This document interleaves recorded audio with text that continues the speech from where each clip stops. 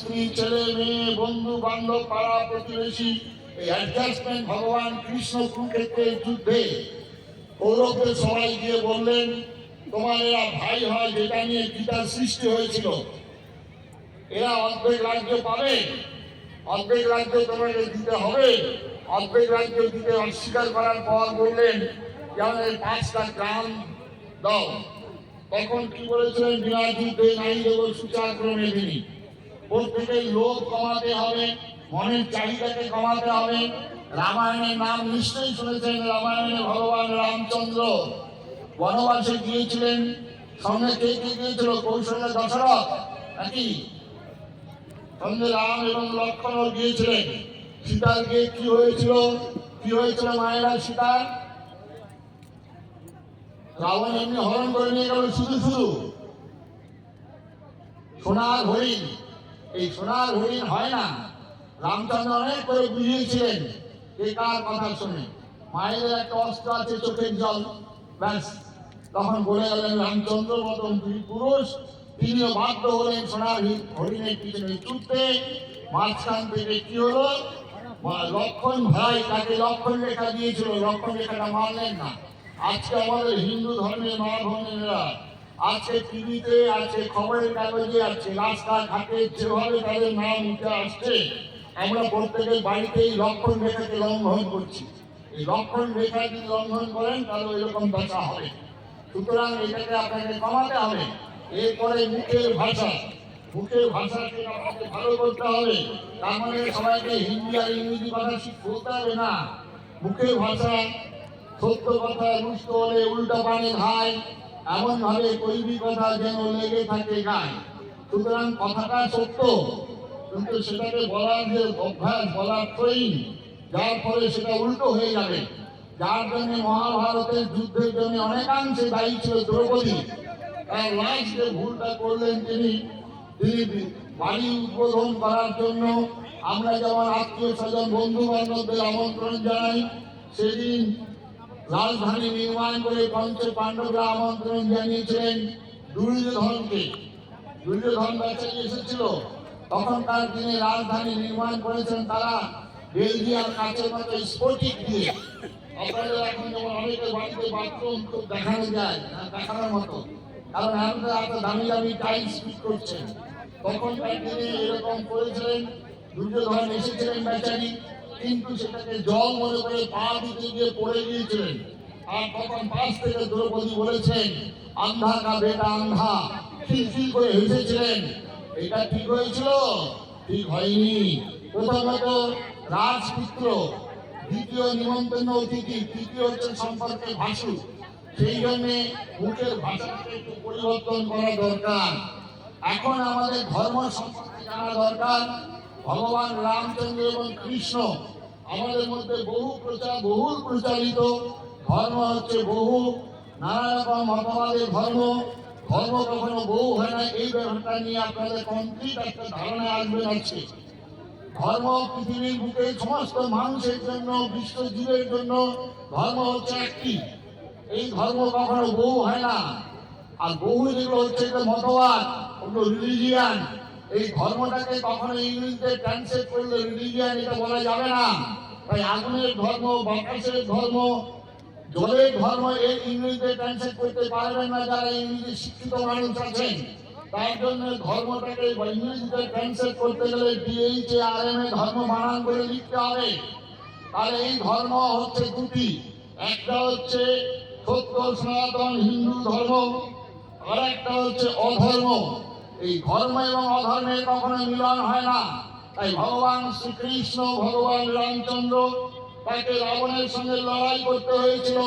রাবণের একটা মত, রামচন্দ্রের একটা মত, এই দুটো মত কখনো এক হবে না। এটা কখনো এক করা যায়নি। তার জন্য রামচন্দ্রকে রাবণের সঙ্গে লড়াই করতে হয়েছিল।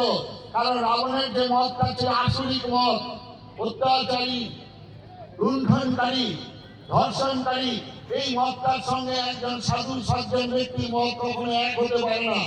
সেই জন্য রাবণের সঙ্গে যখন রামচন্দ্র লড়াই করছেন, আজকে সারা ভারতবর্ষের জয় শ্রীরামের ধ্বনিতে উদ্বেলিত হচ্ছেন।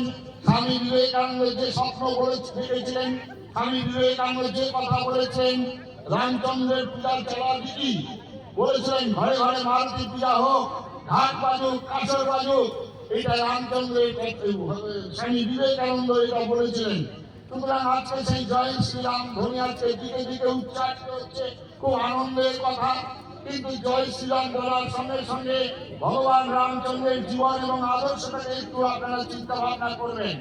ভগবান রামচন্দ্র সেই দিন রাবণের বিরুদ্ধে প্রবল প্রতাপ শক্তিধর রাবণ তার বিরুদ্ধে লড়াই করছেন, আর সেই লড়াইয়ে রামচন্দ্র কাদের সাথে করেছিলেন? যত এতক্ষণ যাবৎ রাষ্ট্রীয় স্বয়ংসেবক সংঘের অধ্যক্ষ যারা বললেন, তিনি আদিবাসী, বনবাসী, গিরিবাসী ভাইদেরকে একত্র পেয়েছেন, তাদের সঙ্গে বন্ধুত্ব করে এই প্রবল প্রতাপ রাবণের বিরুদ্ধে লড়াই করেছেন। এবং হিন্দুর ভগবান সেই দিন তীর ধনুক ধরে একের পর এক বাণ হেনে রাবণকে সমাংসে নিধন করছেন। এই রামচন্দ্রের কাছ থেকে এই শিক্ষা গ্রহণ করুন, কোনো অলৌকিক ফলকে যাবেন না, অবাস্তব কোনো চিন্তা করবেন না। অলৌকিক শক্তি প্রয়োগ এটা ভুল কথা, মিথ্যা কথার ধারণা একদম ভুল সম্পূর্ণরূপে। তাহলে রামচন্দ্র একটা হাতে মাটি নিয়ে, আমি ছোটবেলায় যেতাম সার্কাস দেখতে গিয়েছিলাম, সেখানে সার্কাসের যিনি মেন তিনি দেখাচ্ছেন ম্যাজিশিয়ান, তিনি মন্ত্র বলছেন। কি মন্ত্র বলছেন? আলবিস আলবিস টিকাবাল বলবিস বাইশতলা যাইসা ভেলাবার ছাইসা তো সঙ্গে সঙ্গে আবার ভেনিস হয়ে যেত। এটা হয় না, তাকে সংগঠন করতে হয়েছে। আর সংগঠনের করতে গিয়ে যারা বনবাসী, আদিবাসী, গিরিবাসী তাদের বন্ধুত্ব করেছেন, তাদের এটাও পেয়েছেন, তারপরে তারা তার সাথে এসেছেন, তবে লড়াইটা হয়েছে। সুতরাং আজকে যারা রামচন্দ্রের আদর্শকে গ্রহণ করবেন, স্বামী বিবেকানন্দ বলেছিলেন ভারতবর্ষ থেকে একজন খ্রিস্টান হয়ে যাওয়া মানে সংখ্যা কমে যাওয়া নয়, ভারতের শত্রুতে পরিণত হওয়া। আজকে উত্তর পূর্ব ভারতে চলুন, সেখানকার মানুষগুলো, সেখানকার একটা রাজ্য খ্রিস্টান হয়ে গেছে, ভারত থেকে বিচ্ছিন্ন হয়ে যাচ্ছে। নাগাল্যান্ড, মিজোরাম, অরুণাচল, সেখানে আজকে আর একটাও হিন্দু নেই। আজকে সেই জন্য রামচন্দ্রের এই আদর্শ, এই রামচন্দ্র তিনি বলছেন সীতাকে আমি ত্যাগ করতে পারি। যখন লক্ষণ বলছেন দাদা আপনি যাচ্ছেন বনবাসে, সেখানে মুনি ঋষিদের আশ্রমে এই তীর ধনুকের প্রয়োজন কি? এই তীর ধনুক রেখে যান। সেখানকার মুনি ঋষিরা, সেখানকার বনের জন্তুরা এরা ভয়ে ভীত হয়ে যাবে। তখন রামচন্দ্র বলছেন আমি তোমাকে ত্যাগ করতে পারি, আমি মা সীতাকে ত্যাগ করতে পারি, কিন্তু আমি হাতের এই অস্ত্র তীর ধনুক কখনো ত্যাগ করতে পারবো না। আজকে তাই জয় শ্রীরাম যারা বলছেন প্রত্যেকের বাড়িতে তীর ধনুক রাখা অতি আবশ্যক। এই তীর ধনুক যদি না রাখেন, জয় শ্রীরাম বলার সার্থকতাটা আপনার হবে না। এরপরে রামচন্দ্র হাজার হাজার মানুষ যখন তিনি ফিরে আসছেন, তখন তাদের বরণ করার জন্য অযোধ্যা নগরী তৈরি। মা কৌশল্যা সেখানে সব থেকে আনন্দিত, বরণ বেলা সাজিয়ে বসে আছেন। আমার পুত্র রামচন্দ্র আসবেন, তাকে আমি আদর করবো, একদিন তিনি আমাকে কত করে আদর করবেন, এই চিন্তাধারা নিয়ে। আর যখন রামচন্দ্র যাচ্ছেন বনবাসে, অযোধ্যা নগরী তাকে গিয়েছিলেন ছাড়তে, সেখানে হাজার হাজার নরনারী, মা, ভাই, বোন, রামচন্দ্র তাদেরকে বললেন তোমরা সবাই নিজের নিজের বাড়ি চলে যাও, নিজের নিজের বাড়িতে গিয়ে গৃহকর্ম করো, আমি 14 বছর পর ফিরে আসবো। সেদিন যখন ফিরে আসছেন, দেখছেন যে একদল মানুষ ওখানে বসে আছে। বলে কি তোমাদেরকে বললাম চলে যেতে বাড়িতে, তোমাদের নিজের নিজের কাজকর্ম করতে, তোমরা কেন এখানে বসে আছো? প্রভুকে তখন বলছেন প্রভু আপনি তো বলেছেন নর আর নারী এই দুটি জাতিকে যেতে বলেছেন বাড়ি ফিরে রাজ্যে, তা আমরা তো নর নই, নারীও নই, আমরা প্রিয়াঙ্গনা হিজড়া, আমরা কোথায় যাব? আমাদের কথা তো আপনি কিছু বলেননি। রামচন্দ্র তখন বললেন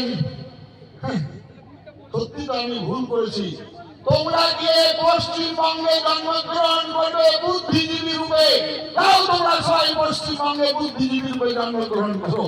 আর এই বুদ্ধিজীবীদের অবস্থার জন্য আমাদেরকে হাজার বছর যাবৎ একদল চুটিয়েছে আর একদল চাকরিয়েছে। আজকে সেই বাস্তব প্র্যাকটিক্যাল আজকে আপনারা কথা শুনুন। ভগবান কৃষ্ণ রামচন্দ্র কাজ করলেন, ভগবান কৃষ্ণ জন্মগ্রহণ করলেন কোথায়? কংস কারাগারে জন্মগ্রহণ করার ফলে উলুধ্বনি শঙ্খধ্বনি হয়েছিল। মালা কি ফুলের মালা নিয়ে আপনারা গিয়েছিলেন? চোরের মতো তাকে পালিয়ে যেতে হলো। এবং এই ভগবান কৃষ্ণকে জন্মগ্রহণ করতেন 4 বছর বয়স থেকে তার লড়াই শুরু হলো।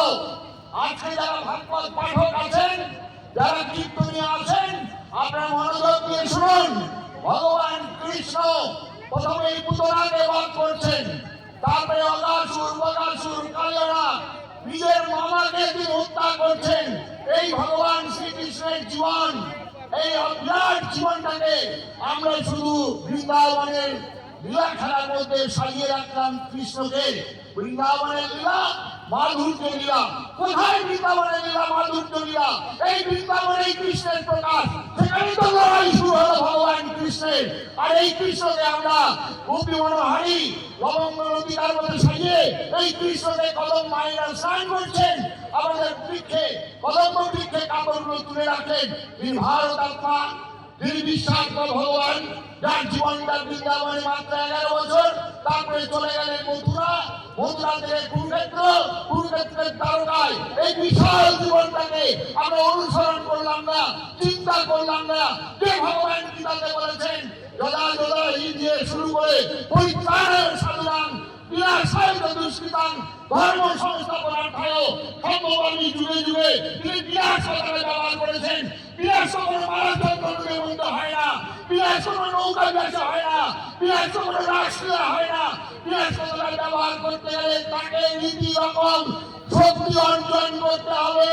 তাই ভগবান কৃষ্ণ ওই 11-12 বছরের ওই কুমলের হাতিকে হাত পা মেরে কাজ করেছিলেন। তাই ভগবান কৃষ্ণ ওই মুসলিম জামুনকে চপেটা ঘাটে পরাজিত করেছিলেন।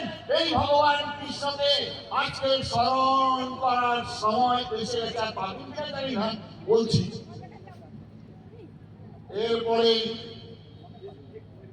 বাঙালি মহাপ্রভু, যে মহাপ্রভুকে নিয়ে আমাদের এত কীর্তন, এত গান, এই মহাপ্রভুর সম্পর্কে একটু জেনে নেবেন। বৃন্দাবন দাস বিরচিত চৈতন্য ভাগবত একবার খুলে দেখবেন। সিংহ রাশি, সিংহ পুরুষ, এই মহাপ্রভু সিংহ লগ্ন, তার পায়ের মাপ ছিল 16 ইঞ্চি। কত বড় পুরুষ মহাপ্রভু! এই মহাপ্রভু যখন কাজী তার রাজ্যে ঘোষণা করলেন এখানে ভগবানের নাম হবে না, তখন এই মহাপ্রভু নবদ্বীপের 9টি দ্বীপ থেকে লক্ষ মানুষকে সংগঠিত করে কাজীর বিরুদ্ধে যুদ্ধ ঘোষণা, হাতে নিয়েছিল মশাল এবং তার অনুচর কামীদের দিয়ে সমস্ত কাজীর বাড়িতে ঘেরাও করে আগুন আর মেন লৌহা করে লৌহ কপাটকে লাঠি মেরে ভেঙেছিলেন। আমাদের এই চৈতন্য মহাপ্রভু, এই চৈতন্য মহাপ্রভুকে স্মরণ করুন। ধর কাজী, মার কাজী, আয় আয় কাঠ, ঘাটিয়ার মাথা, কোথায় গেলে কাজী বেটা? ওই যে ভুবন পরিমণির জবান, কে বলছেন? প্রেমের দেবতা। মাঝি মাঝি কলসি কানা, তা বলে তুই প্রেম দেব না। আজকে চৈতন্য মহাপ্রভুর জীবন আজকে অনুসরণ করুন বাংলার বাঙালি। আজকে এই মহাপ্রভুকে স্মরণ করার সময় এসে গেছে। এরপরে মহাপ্রভুর পরে আমরা ঠাকুর রামকৃষ্ণ বিবেকানন্দ, বাঙালি ঘরে ঘরে ঠাকুর রামকৃষ্ণ বিবেকানন্দ। খুব সুন্দর কথা।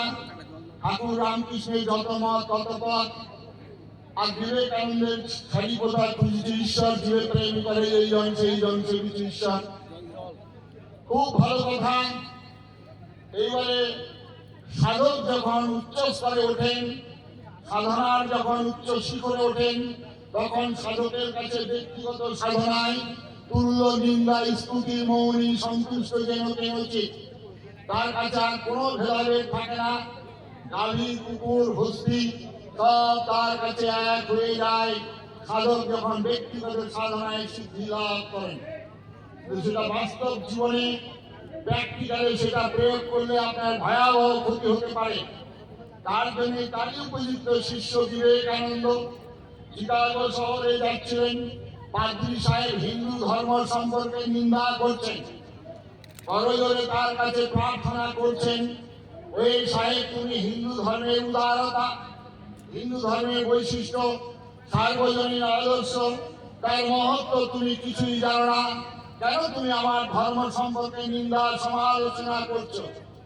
বিবেকানন্দ তখন এক এক করে বলছেন, আমরা দেখো গুরুকে যখন প্রণাম করি তখন বলি মদ গুরু শ্রী জগৎগুরু মদাত্মা সর্বভূতাত্মা মন্নাথ শ্রী জগন্নাথ অখণ্ড মণ্ডলাকারং ব্যক্তং যেন চরাচরম। আমরা যখন মাকে প্রণাম করি তখন বলি সর্বমঙ্গল মঙ্গলে শিবে। আমরা যখন কৃষ্ণকে প্রণাম করি নমবর্মণ্য দেবায় গো ব্রাহ্মণ হিতায় জগৎ হিতায় কৃষ্ণায় গোবিন্দায় নমো নমঃ। আমরা যখন শান্তি মন্ত্র বলি অতীত শান্তি মন্ত্র যখন বলি সর্বেষাং মঙ্গলাং ভূয়াৎ সর্বে সন্তু নিরাময়া।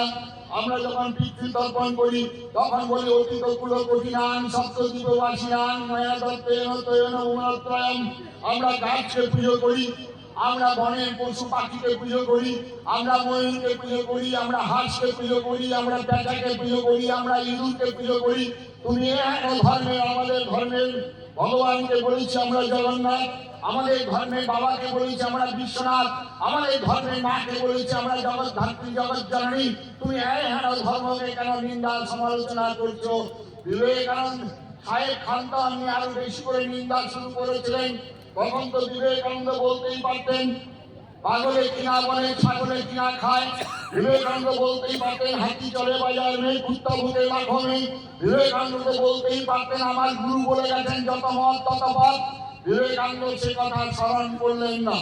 বিবেকানন্দ একজন হিন্দু হিসাবে তিনি তখন তার সামনে বজ্র মুষ্টি ধরলেন, জামার আস্তিনটা গুটিয়ে নিয়ে বললেন, if you want one more, you understand, তুমি আর একবার আমার ধর্ম সম্পর্কে নিন্দা করো, এক খুশিতে তোমাকে সমুদ্রে জাত করবো। এই বিবেকানন্দকে ঘরে ঘরে আজকে পুজো করার সময় এসে গেছে, ভাই আর পারবেন কি জানি না।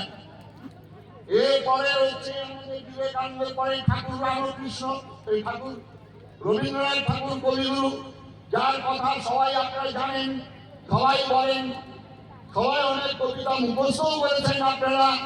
এই কবিগুরু রবীন্দ্রনাথ 1905 সালে বঙ্গভঙ্গ আন্দোলন রোধ করেছিল। খুব ভালো কথা, বাংলার মাটি, বাংলার ফল, বাংলার জল, বাংলার ঘরে যত মা ভাই বোন এক হোক হয়েছিল।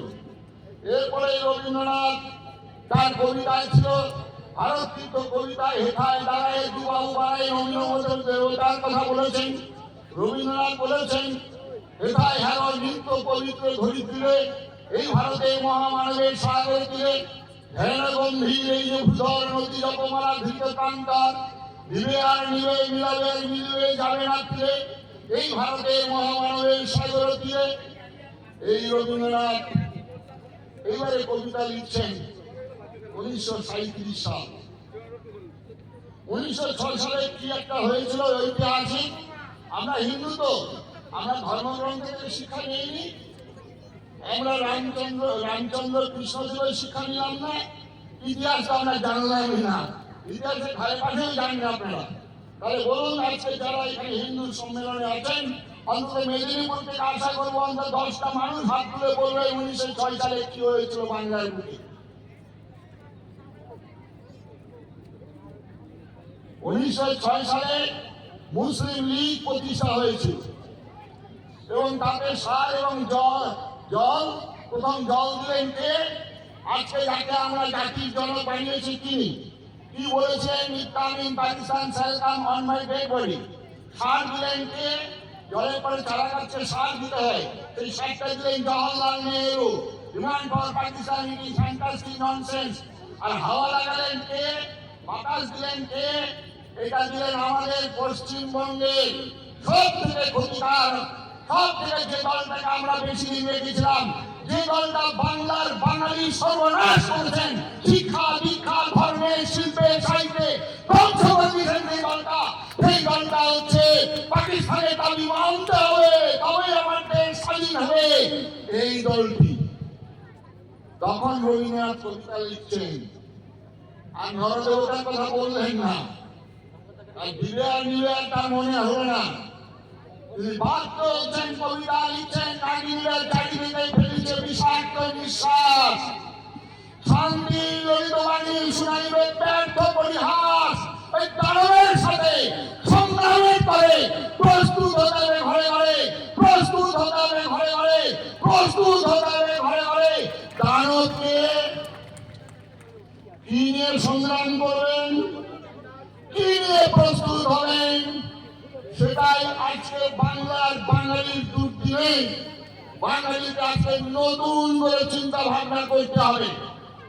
বাংলার এই মাটি, পবিত্র মাটিকে যিনি রক্ষা করেছেন এক প্রধান এক মিশনের বার্তা নিয়ে, ডক্টর শ্যামাপ্রসাদ মুখার্জি, যার জন্য 100 মঠ মন্দির, জওহরলাল নেহরু বলেছিলেন divide India I divide Pakistan. আজকে এই শ্যামাপ্রসাদ মুখার্জি পূর্ণভূমি, এখানেই জনসংঘের সংস্কার প্রথম এখান থেকে নির্বাচিত হন। এই শ্যামাপ্রসাদ মুখার্জিকেই বাংলার অভিভাবক, বাঙালি পরিত্রাতা রূপে বলেছিলেন আচার্য স্বামী প্রণবানন্দজি মহারাজ। এই ডক্টর শ্যামাপ্রসাদ মুখার্জি যদি না থাকতেন, আজকে আমরা বাংলার বাঙালি কোথায় থাকতাম? এই শ্যামাপ্রসাদ মুখার্জিকেও আমরা তার জন্মদিন জানি, কিন্তু মৃত্যু রহস্য জানলাম না। বাংলার দুজন শ্রেষ্ঠ বাঙালি, একজন নেতাজি সুভাষ, তারও আমরা জন্মদিন জানি, কিন্তু মৃত্যু রহস্য জানতে পারলাম না। আজকে টিভিতে যারা বলেন নাথুরাম গডসের কথা, যারা আজকে চিৎকার করে বলেন তাকে মহাত্মা গান্ধী হত্যা করেছিল, তাকে নাথুরাম গডসে, আজকে আপনারা চিৎকার করে বলবেন, রাস্তাঘাটে বলবেন ওই আমার নেহরুকে, নেতাজিকে কে মেরেছিল, তার হত্যাকারীকে আপনারা বলুন। আজকে শ্যামাপ্রসাদ মুখার্জিকে কে মেরেছিল, তার হত্যাকারীকে বলুন। আজকে লাল বাহাদুর শাস্ত্রীকে কে মেরেছিল, তার হত্যাকারীকে আপনারা বলুন। এই বাংলার বাঙালির ইতিহাস বড় করুন। এই বাংলার বাঙালিরা এক হাতে গীতা আর এক বন্দে মাতরম মুখে উচ্চারণ করে হাসি কাছে চুম্বন করছেন এই বাংলা মায়ের দামাল সন্তানরা। আস্তে আস্তে ও বৃষ্টি দেখা ভয়, ও ভয়ে কম্পিত নয় আমার হৃদয়। এই বাংলার ক্ষুদিরাম তিনি বলছেন হাসি হাসি করবো ফাঁসি, দেখবে ভারতবাসী একবার বিদায় দাও না, ঘুরে আসি। ওই কানাইলাল দত্ত, ওই মেদিনীপুরে ওই পদ্মুর ভট্টাচার্য ডিস্ট্রিক্ট ম্যাজিস্ট্রেটকে হত্যা করে তিনি সন্ধ্যা বন্দনা করছেন ব্রহ্মচারীর মতো সকালবেলা বসে। এদের সেই পুণ্যভূমিতে বারবার প্রণাম। আজকে সেই মায়েরা, আপনারা জন্মদিন গুরু গোবিন্দ সিংহের মতো সন্তান, জন্মদিন রানা প্রতাপের মতো সন্তান, জন্মদিন শিবাজীর মতো সন্তান, ওই ঝাঁসি রানী লক্ষ্মীবাই দুর্গাবতীর মতো কন্যা, যারা জন্মগ্রহণ করে বলবেন শ্রী দুঙ্গা তো সার নাই দুঙ্গা। এরপরেই নজরুলের কবিতা দিয়েই শেষ করব। নজরুল একজন মুসলমান, তিনি গান লিখেছেন কালো মায়ের পায়ের তলায় দেখে যাবে আলোর নাচন। এই নজরুল কবিতায় গান লিখেছেন হে পার্থ সারথি বাজাও বাজাও তব পাঞ্চজন্য শঙ্খ, ধনুকেরি টঙ্কার হানো হানো, গীতার মন্ত্রে জীবন দানো। কেন তিনি বললেন গীতার মন্ত্রে? তিনি তো বলতে পারতেন বাইবেলের মন্ত্রে, তিনি তো বলতে পারতেন কোরআনের মন্ত্রে। গীতা এমনই একটি গ্রন্থ, এই গীতা হচ্ছেন আকাশের মতো উদার, এই গীতা হচ্ছেন সমুদ্রের মতো গভীর, এই গীতা হচ্ছেন বিনার তেলের প্রদীপ। এই গীতা পৃথিবীর সমস্ত মানুষের কল্যাণে নিয়োজিত শ্রীমদ ভগবত গীতা। এই গীতা মানব জীবনের যত প্রশ্ন, সমস্ত প্রশ্নের উত্তর শ্রীমদ ভগবত গীতা। এই শ্রীমদ ভগবত গীতাই আমাদের দেশের স্বাধীনতার ধর্ম মূল গ্রন্থ ছিল। সুতরাং শ্রীমদ ভগবত গীতা লক্ষ কণ্ঠ থেকে 5 লক্ষ কণ্ঠের আয়োজন, সনাতনী ভাই বন্ধুরা সেখানে ছুটে গিয়েছিলেন। তাই নজরুল তিনি আমাদের এত বড় দূরদর্শী, এত বড় দূরদ্রষ্টা, তিনি গীতার কথাই বলেছিলেন। আর এখন যারা আছেন ধুলিয়ানে গাড়ি দেখতে পাবেন, আপনারা মথুরা বাড়িতে গিয়ে দেখতে পাবেন, আপনারা মহেশতলায় গিয়ে দেখতে পাবেন, দেওয়ালের দুধারে লেখা আছে একই বৃন্তে দুটি কুসুম, হিন্দু মুসলমান, মুসলমান তার নয়নে মণি, হিন্দু তার প্রাণ। কথাটা শুনতে খুব ভালো লাগে। যারা ভিখারি, ভোট ভিখারি, তারাও এগুলো দেওয়ালে লেখাই মুখস্থ করেছেন। আপনারাও এটা বলেন, আপনারা চিরকাল বলে রেখেছেন দেশটা ভাগ হলো হিন্দু মুসলমানের ভিত্তিতে। তার সত্ত্বেও আপনারা বলেন আমরা এখানে থাকি অসাম্প্রদায়িক। আজকেও একজন গুরুর সঙ্গে তর্ক হচ্ছিল, তিনি ছিলেন মহাত্মা, তার তিনি বড় জ্ঞানী, সেটা তার বাণীগুলোকে ভুল লেখা হয়েছে। তিনি বলছেন হযরত মুহাম্মদের কথা, কোরআনে এইসব কথা কোথাও লেখা নেই। আমার মতো বৈদিকধারী একজন সন্ন্যাসী যারা বলছেন আমরা হিন্দু নই, তাদেরকে সুপ্রিম কোর্ট থেকে থাপ্পড় মেরে বলেছিল তুমি হিন্দু নও, তুমি হিন্দু নও, তুমি পূজা করো, তুমি সন্ন্যাসী, তুমি হিন্দু নও। আজকে বিবেকানন্দ বলেছিলেন I am proud for myself Hindu, আমি নিজেকে হিন্দু বলতে গর্ব অনুভব করি। তাদের কাছে আরে হিন্দু একটা জীবন চর্চা, যার কথা অদ্বৈতদা বলছিলেন, হিন্দু একটা জীবন পদ্ধতি, হিন্দু ধর্ম, আর সেটাই বিবেকানন্দ বলে গর্ব অনুভব করেছিলেন। তাই নজরুল যখন বললেন এই কথাটি, একবার এটাকে মনে করিয়ে দেওয়ার জন্য আপনাদের কাছে শেষ বক্তব্যে বলবো, নয়নের মণি মানে আপনাদের এখনই যদি অ্যাক্সিডেন্ট হয়, চোখ দুটো নষ্ট হয়ে গেছে, তাহলে আপনারা কি করবেন?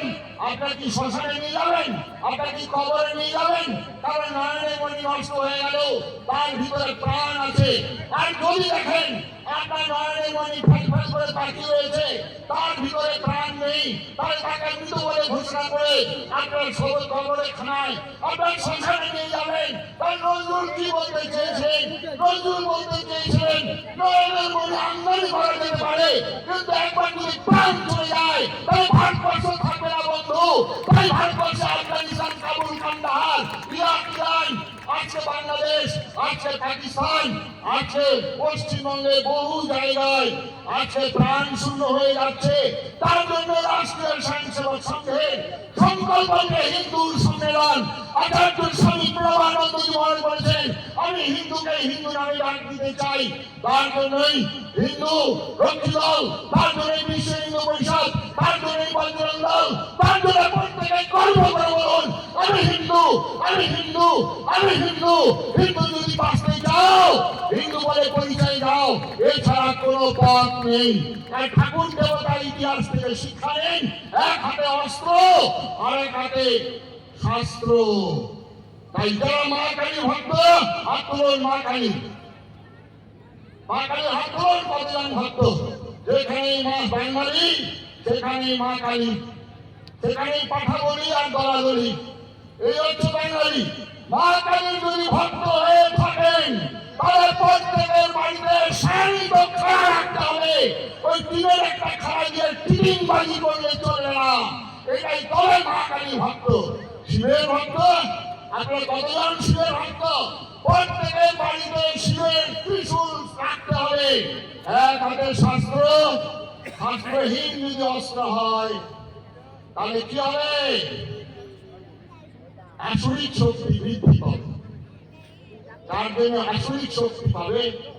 আমেরিকার একটি ছেলে তার রিভলভার নিয়ে ক্লাসে গিয়েছিল 7, খেলার ছেলে গুলি চালালো, 32 জন মারা গেল এই মাঝখানে আগে। কারণ তার সঙ্গে শস্ত্র ছিল না, অস্ত্র ছিল।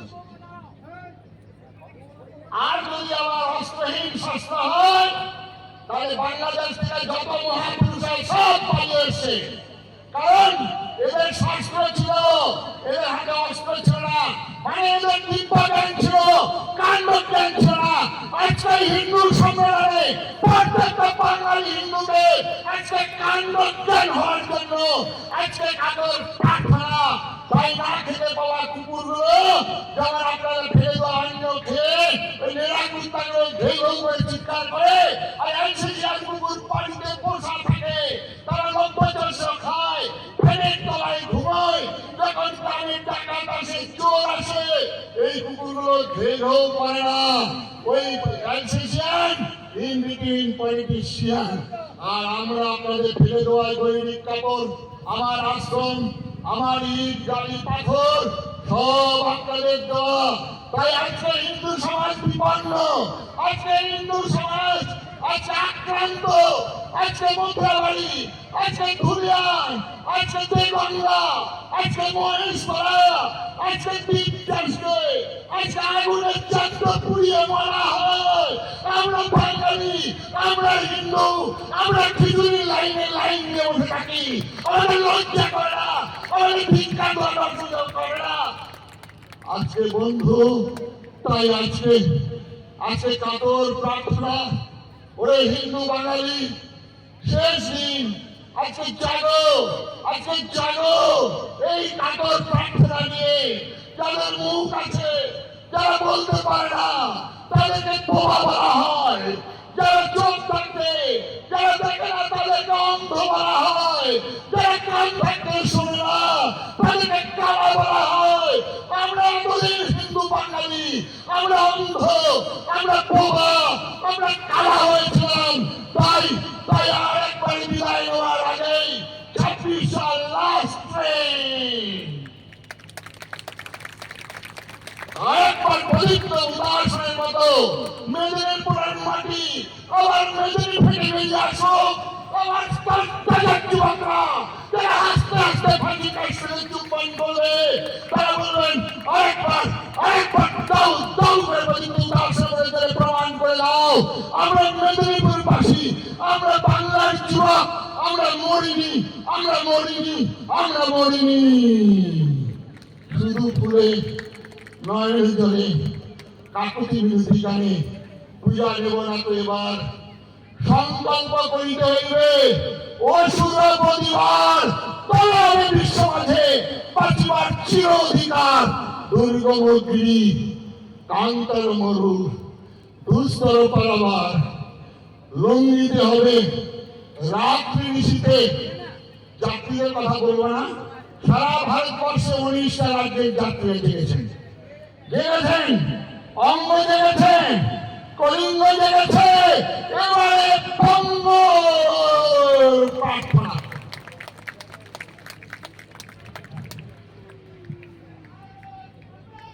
জয়